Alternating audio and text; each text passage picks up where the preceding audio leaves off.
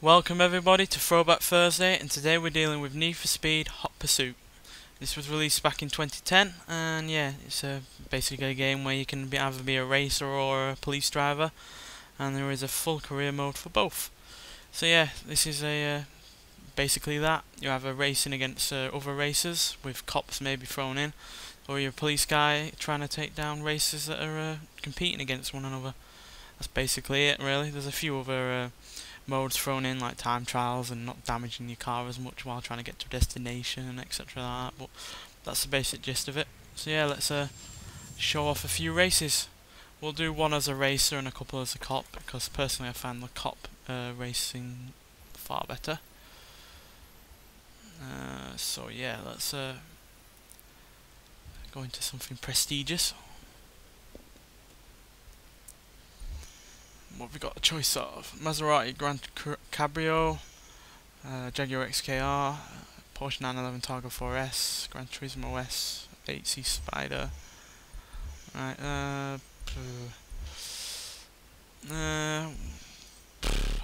Maserati. Can't beat a Maserati personally. I'm going something bluish. So yeah, there's a 100 miles of open road. Obviously it's not all free roam, it's various different races taking place in various different locations. But yeah, there is 100 miles of it, and there is 80 different cars. Not all of them overlap between police drivers and racers, but a lot do. So it's interesting to play as a cop as a race and as well as a racer to see how they handle against one another.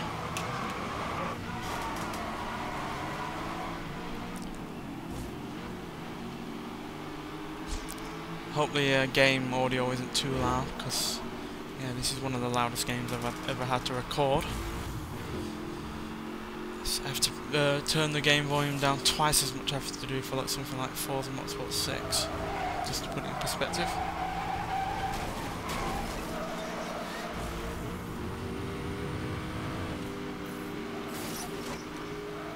Yeah, like I said, the racing aspect is the least fun out of the lot, personally. It's just pretty standard, really, and it's not much. At least when you're a cop, you can, you know, use other things in your arsenal, which I'll get to when we get onto a race. Then what?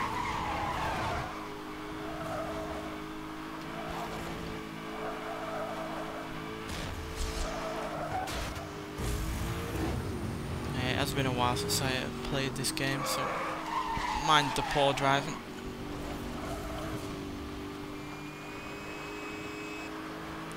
You fill up your nitro boost as well by performing like various stunts or accolades like slipstreaming and drifting and oncoming traffic, etc. Near misses. This is by Criterion, by the guys that did Burnout, so yeah, they kind of pulled the boost system from that to this.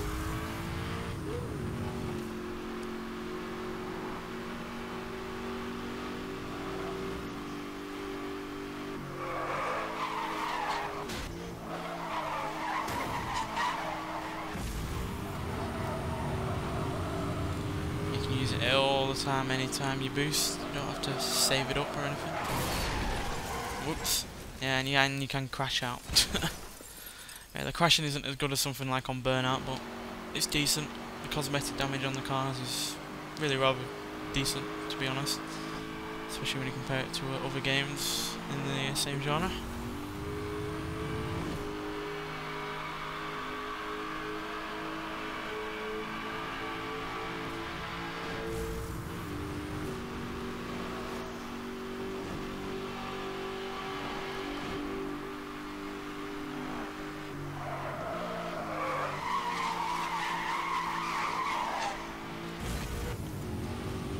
My main problem with this game is that the fact that you can't really drive the cars normally. If you drive them normally, you never really want to win, and if you drive them like a normal racing game, then you're really not going to win. You have to, you know, just sling it around, barely ever use your brakes, drift around, all sorts. So yeah, it's not all that fun in the driving department. It's more about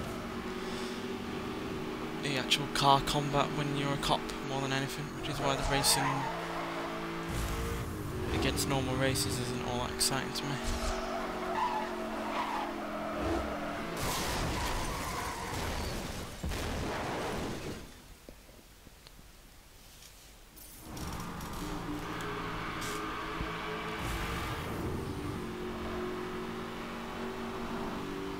It's not all that fast paced in all honesty, and yeah, no, I'm not in the fastest car ever, but still I'm doing 140 mile an hour on most occasions, and even more than that, but it's just not thrilling at all, really. It'd be better if you could take your opponents out like you can on Burnout and stuff like that, but you can't from what I know.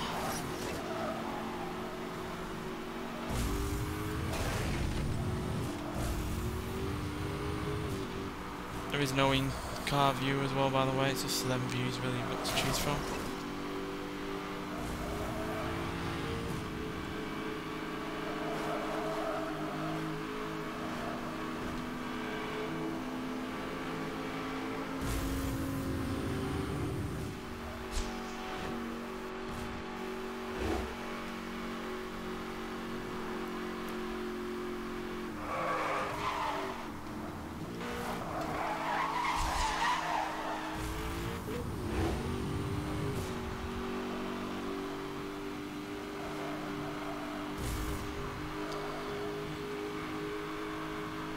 This shouldn't last too much longer. A few miles left.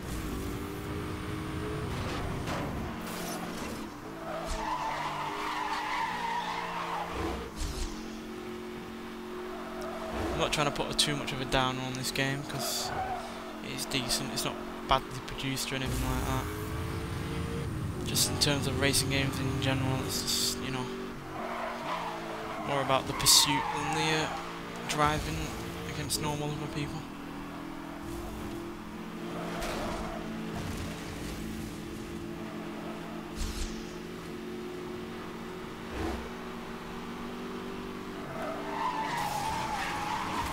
Yeah, AI can crash out as well, just like you, so I guess that's something.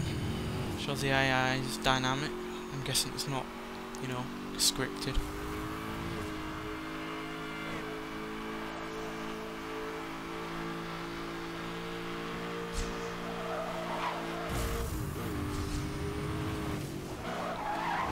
Yeah, not all shortcuts are shortcuts as well on this game, as I've learnt out many a time. You can tell by on the map where that darker colour is. That clearly isn't a shortcut. Yeah, it's not always an advantage to take something like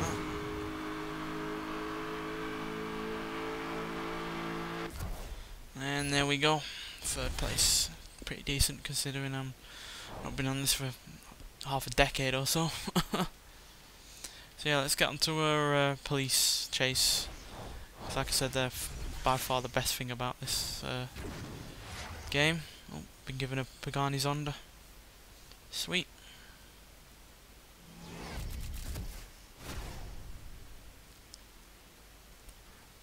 Yeah, it was at the time, it's not anymore. Pretty sure there's rarer cars. And yeah, NFS edition. Wonder if there's a cop car version.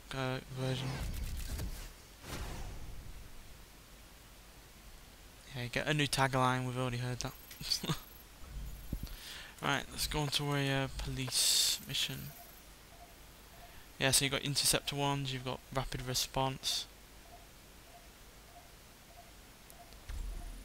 I think we'll go for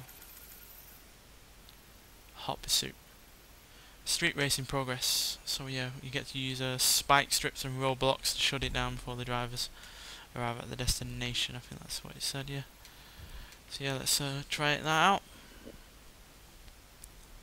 Get a choice of police cars. You got the police interceptor concept. You got 370Z. You got Charger SRT8. You got your Mitsubishi Lancia, Impreza, and the standard Crown Victoria. Which I it's in this game because it can only do 130 mile an hour, and when you're going against cars that can do way more than that, I don't think it's really any point. We'll go for the Charger. Seems to be the fastest out of the lot. Select, please. Thank you. God knows why that wasn't so responsive. Even my controller's playing up. It is, I know, 361. I have put many miles on this controller, so it won't surprise me it's going to stop playing up.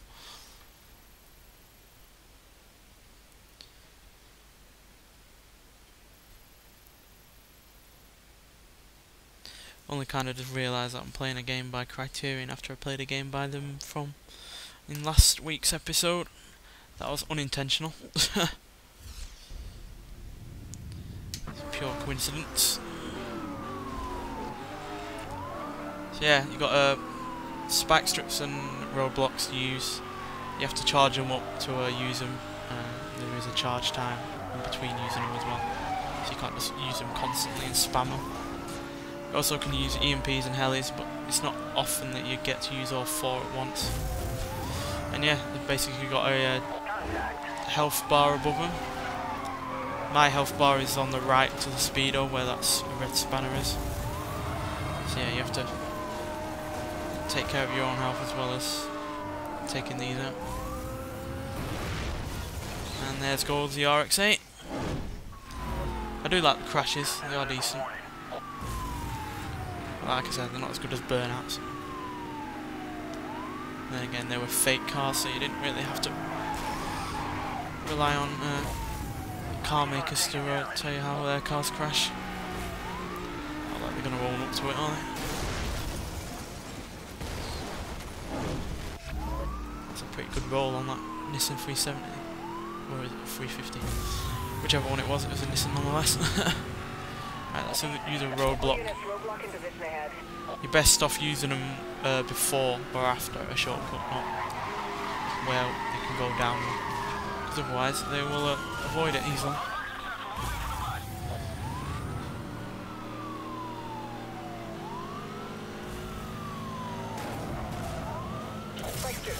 Spike strip. Don't know where it's going to appear. Oh, there goes the Subaru. Riding on his roof. All units here clear for 1067. I repeat, spike strips are now authorized over. Oh, did it shoot out the back, the spike strip? Good stuff. Let's try it.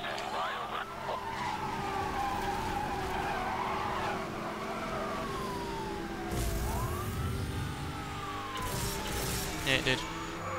Ah, yeah, so you deploy your spike strips out the rear end, like you're on a James Bond film or something.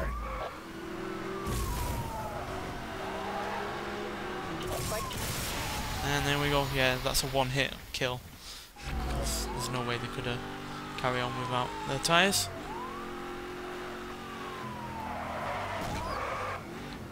Here's another guy, so we'll let him catch up.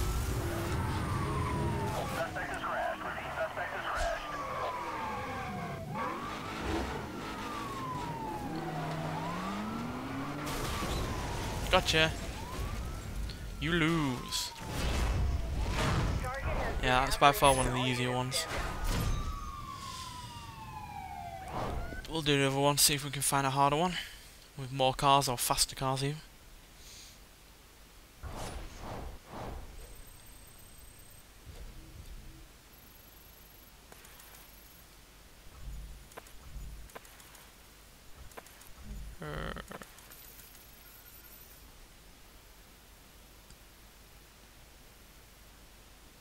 Yeah, that's a rapid deployment one. Yeah, it's basically a time trial where you get penalties if you hit anything. We'll try this one out. So, yeah, I got Ford GT, Bentley Continental Super Sports, Lamborghini Murcielago, Viper, Corvette Z01, and Carrera GT. SLR McLaren 722 edition. Don't think we've ever had that in a Forza game before. Yeah, I'd really like to see that in a Forza game. Rebenton, MP4-C12, 12C, 177. That Zonda I just got. The Murcielago Super Veloci. And yeah, I'm gonna go with McLaren, just because I love the sound of that V8.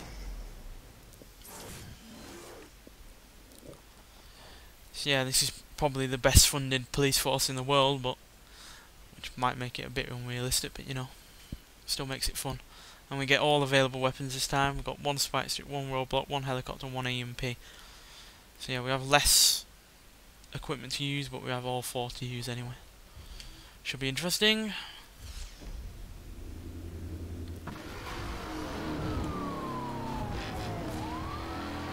All units, we have a high priority situation on Hope Canyon Freeway.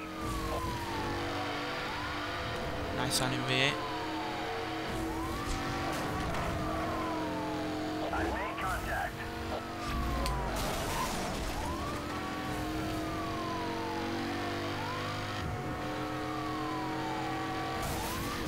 Oh.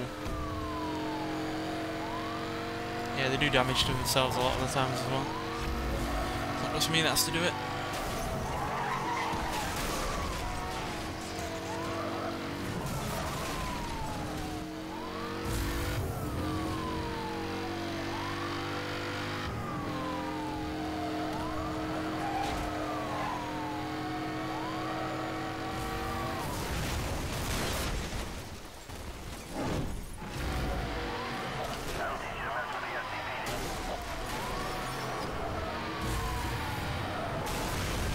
Ooh, you're down. You're going nowhere, mate.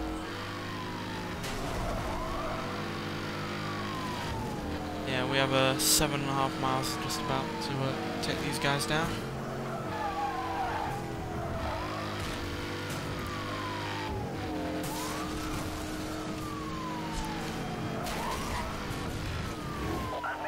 All units, roadblock in position ahead. Thank you. Whoa, right in the wall there, mate. Whoa, shit.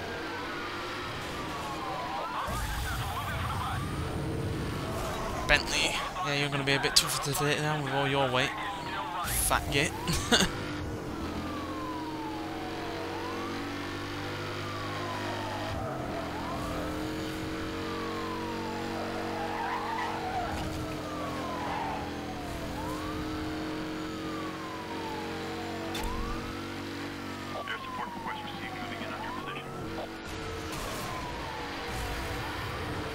Can't remember what helicopters do again. I think they keep you updated on where they are or something like that.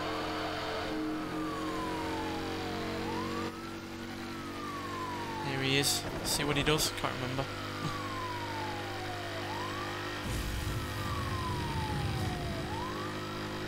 Fastest police chase in the world. There's 226 miles an hour. I still can't catch up to those goddamn cars.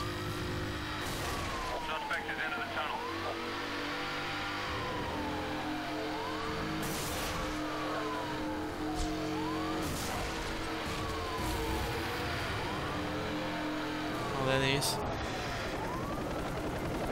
Oh, spike strips. That's what he does. Spike strip has failed to slow the target. EMP activated. EMP has missed the target. EMP has Fuck. missed the target. All units, He was going all far units, too fast then, continue wasn't he? over.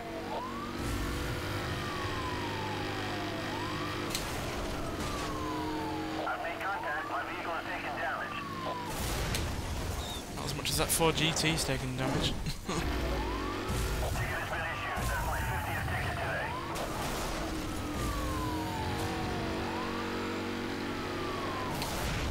Goodbye, Bentley. Your weight helped you, didn't help you that much. And he's crashed because of the spike strip that the helicopter deployed. So yeah, as you can see, the police part is far better than the racer part, and for that reason alone I recommend it, because yeah, there's plenty of police stuff to do. The game as a whole will last you between 12 and 15 hours, so yeah, it lasts you a fairly decent amount of time, and it should be cheap being 5 years old, so yeah, I recommend it. Not brilliant, but it has its plus points. Anyway, thanks for watching, and I'll see you in the next one.